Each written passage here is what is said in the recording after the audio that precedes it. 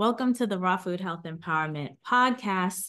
My name is Samantha Salmon, certified integrative nutrition coach and brain health licensed trainer.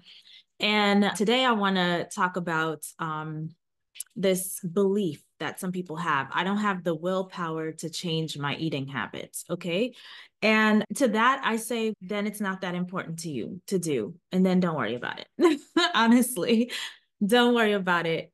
The only reason I changed my eating habits is because I literally saw before me my grandmother suffer through type 2 diabetes, having to get pricked all the time.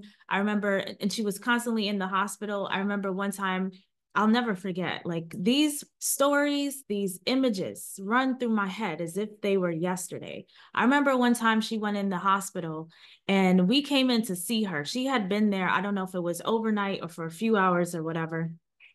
And we get in and her arm, the nurse had put IV in her arm and they didn't, whatever they did, it either slipped out or they didn't bother to stay there and watch, whatever. But by the time we came, my grandma's arm was swollen like this, right? And it had me so angry, like beyond. I was pissed off. I'm like, if this was their grandmother, they would have stayed to make sure that they did this properly. I was very much upset. But you know, what can you do? This was the life that she was in because of where she was, and we were doing the best we could with the information we had, which is why I share this information so people can avoid that. But for me personally, watching that, and there's this woman that I met in I want to say Chicago, or was it LA? I'm not sure if it was LA or Chicago, Miss Pearl. And if I could find her book, I bought 5 or 7 of her books about the history of medical experimentation on Black women in this country. And a lot of what we know about the human body and how it works comes from the exploitation of Black women and pain and suffering of Black women. And watching my grandma's experience with type 2 diabetes and then the end when she was home on hospice care, that is why I changed my eating habits, because it wasn't that hard. I don't want that for my life, right? I didn't choose to be on this planet, but since I'm here, I would prefer not to experience this life experience in pain. So I changed. For some people, it's not that important to them. Maybe they hear other people talking about it and they feel like they should be into it or they should do something. Maybe you don't have to, because honestly, change doesn't happen without a motivator. Change is hard. Making change is really hard. And if you don't have a reason why, you're not going to do it. What's willpower? What's willpower, right? That's the whole reason. It was watching her and knowing I didn't want pain, why I went vegan, but then I gained weight as a vegan. I never wanted to be chubby or fat. I don't find that attractive for myself. I don't feel comfortable. I like when I look in the mirror, I'm attracted to me. And I didn't like that I was gaining weight. Yes, I was concerned about the health aspect. It was vanity too. And there's vanity at play for me up until a certain point. I don't need a bikini body.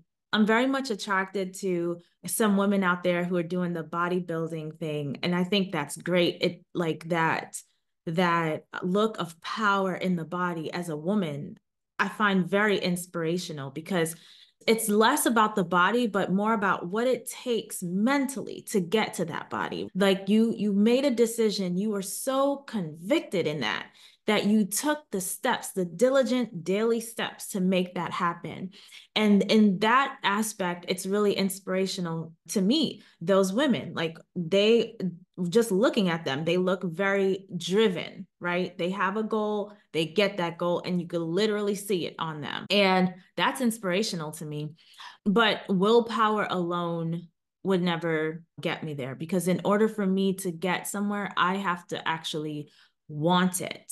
So everything that I have right now is because I wanted it. There's no willpower. Some of it to a certain extent. Certain things, like when dealing with cravings for foods that are unhealthy, that you're trying to extricate yourself from that bad relationship with that food, there's a certain element of willpower that comes in. Those are like momentary things, but the lifestyle is a more of a longer experience that willpower alone is not going to be sufficient. It's not. And if you think that you don't have the willpower to change your eating habits, forget about willpower. One, you need a why. You need a vision for your life. You need a why. Why is being a high raw vegan important for the goals that you have for your life? Why taking care of your mental health, physically, psychologically, spiritually, socially? Why is that important for the vision you have for your life? Once you're clear about those things, willpower is a non-issue, right? You just need to get clear.